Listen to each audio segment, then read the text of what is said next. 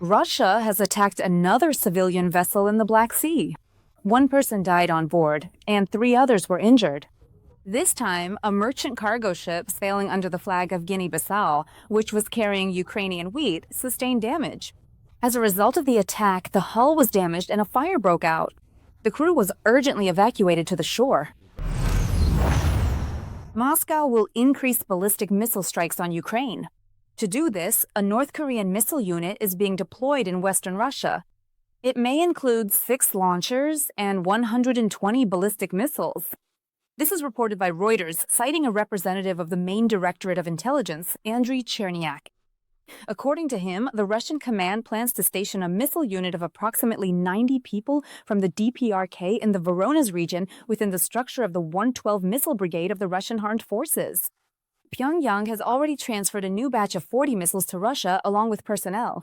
In September, Moscow and Pyongyang plan to finalize the details regarding the North Korean missile group in Russia.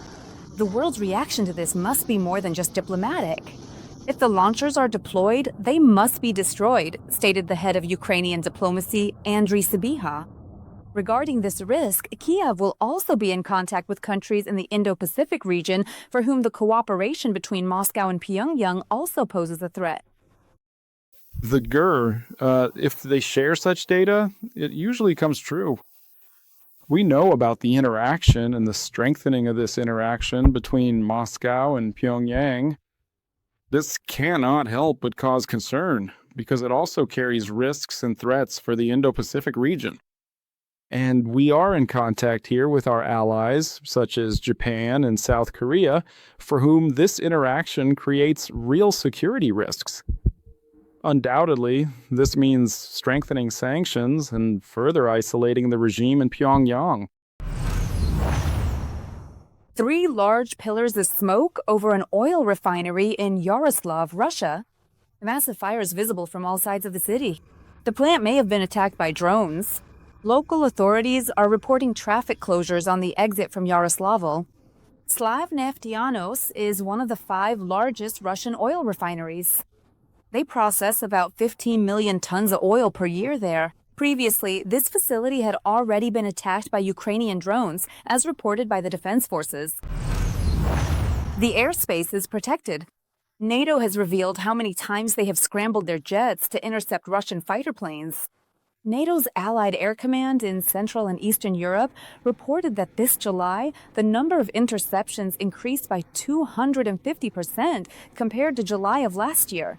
The reason given is that Russian aircraft appear at the alliance's borders without a flight plan or transponder signal, which forces NATO to scramble its aircraft. The alliance offered reassurance, saying that despite the increase in the number of incidents, every interception demonstrates that NATO is in a state of readiness and its airspace is protected. Who else could it be, if not Russia? The Ukrainian Ambassador to Germany commented on the incident involving the appearance of a drone in Leipzig. The diplomat suggested the aggressor country was involved in the appearance of a drone with explosives near a Ukrainian plane. The drone was discovered the day before on the runway of Leipzig airport. The drone was near a Ukrainian Antonov cargo plane. Because of this, the airport completely halted operations on Tuesday night into Wednesday. The suspicious object was examined by bomb disposal experts. No immediate danger was found. The airport is currently operating normally, and German law enforcement officials are not officially ruling out the possibility of a deliberate act of sabotage. The investigation's ongoing. They are searching for the drone operator. Due to the incident, the head of the German Interior Ministry interrupted his vacation to participate in security meetings. August 6th has been declared a day of mourning in the Kyiv region. Due to Russia's massive missile and drone attack on the night of August 5th, 16 people were killed, 36 were wounded, and 78 facilities were damaged. The Brovary district suffered the most. Here, the enemy killed 10 people and another 16 sustained injuries. 8 of the dead were passengers waiting for a train at the railway station. In total, 17 people died from the enemy's ballistic strike in Kyiv in the region, and 50 were injured. As a result of yesterday's missile attack, the distribution centers of the Silpo retail chain were destroyed. 6 company employees were killed. Marketplaces like Roseka and Epicenter, the Novus retail chain, the companies Intertop and Puma, the German lubricant manufacturer Licky Moly Ukraine, and Toyota Auto Parts warehouses, among others, have reported the loss of their main logistics warehouses and enormous damages. In total, the enemy launched 28 missiles at Kyiv and the surrounding region.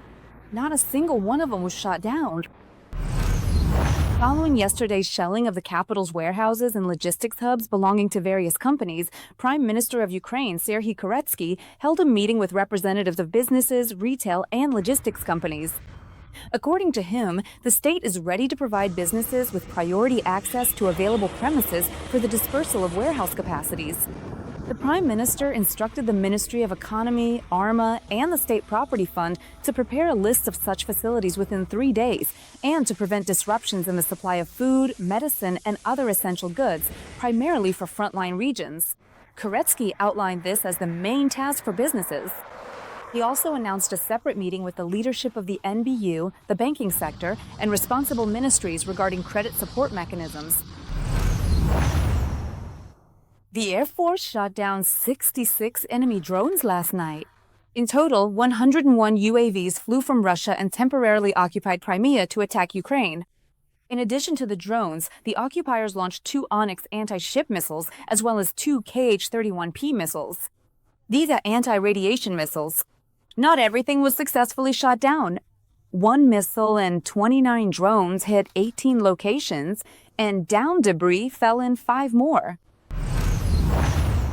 In the Kherson region at 6 in the morning, a Russian drone struck a bus that was taking people to work. As a result of the strike, 6 people were wounded. In the Kyiv region, the occupiers attacked a railway station in Lazova. There are 2 dead and 8 wounded there. At dawn, the occupiers also struck Balaklia twice. 3 people were killed. In Kharkiv itself, as a result of enemy strikes on 2 districts, 11 civilians suffered injuries and acute stress reactions. Sumy was under attack by guided aerial bombs at night.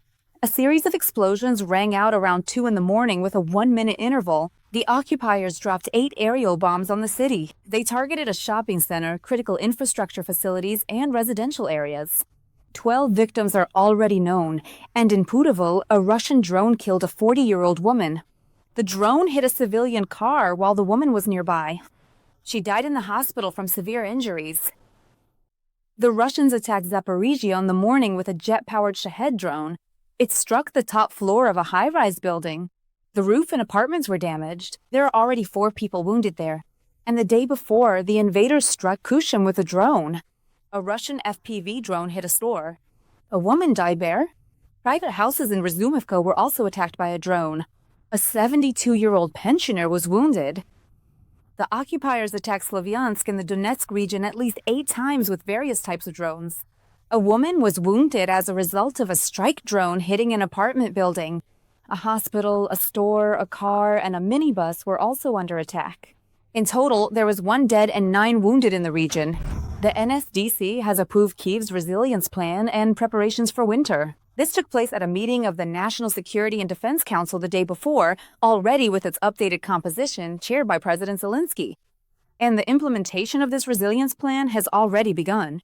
This was announced by the new head of the NSDC, Ihor Klimenko.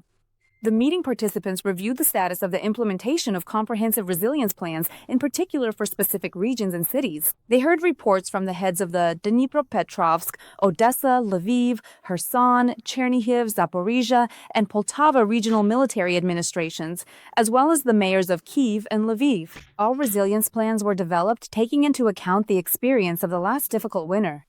The enemy will continue to strike at energy and critical infrastructure, and therefore it is necessary to be prepared for any scenario, Klimenko noted.